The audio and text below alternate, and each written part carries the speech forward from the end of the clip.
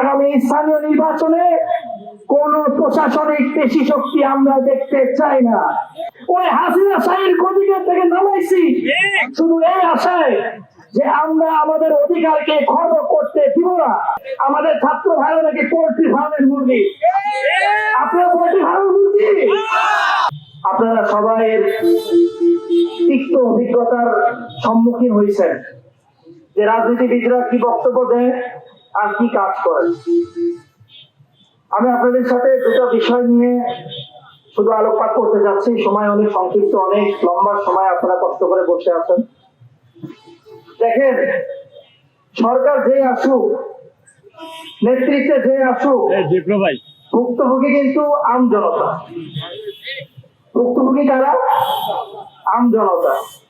এখানে নাগরিক অধিকার যে আশা নিয়ে শতভাগ অধিকার আমরা যে আশা করি ভোটের মাধ্যমে একজন নেতার কাছ থেকে, একটা লিডারশিপের কাছ থেকে, আমাদের মেয়র চেয়ারম্যানের কাছ থেকে শতভাগ সে অধিকার প্রাপ্ত হয়েছি, এরকম কোন ব্যক্তি এখানে আছেন?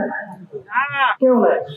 শতভাগ হয়তো দেওয়া সম্ভব না, কিন্তু যে আশা নিয়ে মানুষের দ্বারে দ্বারে এই 56 বছরের এক রাজনৈতিক কালচারে আমাদের অভ্যস্ত করে তোলা হয়েছে যে যেই দলের পাট ভারী, যেই দলের হাতে প্রশাসন, যেই দলের টাকা বেশি, যেই দলের সন্ত্রাসী পালায়, টাকা দিয়ে পালায়, মানুষদেরকে ভয় দেখায়, যেই দল চালাবাজি করে, যেই দল মানুষের রক্ত মানুষের করে এই সমাজ ব্যবস্থাকে ধ্বংস করার জন্য সব ধরনের অন্যায় এই ধরনের কাজের মধ্যে লিপ্ত হয়, আমরাও কেমন জানি ভয়ে ওই দলের ব্যালটের মধ্যে সিম্বাই আসি।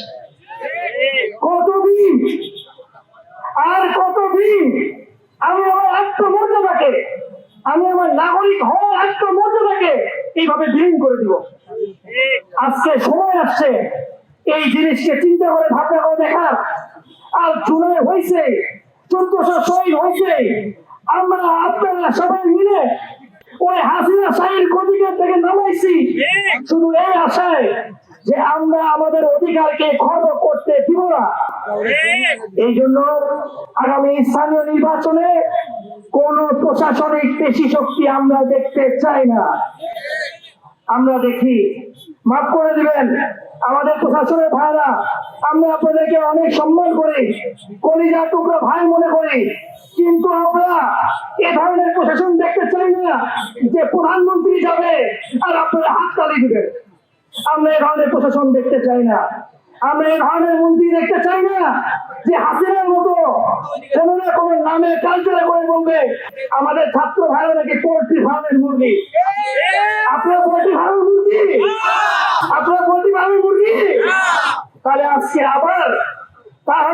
আবার আমাদের ওই স্লোগানের সময় চলে আসছে। বলছিল না রাজাকার, বলছিল না গদি টিকছে, বলছে মন্ত্রীগিরি টিকবে। কথা আমাদেরকে বলতে হবে। ধন্যবাদ সবাইকে।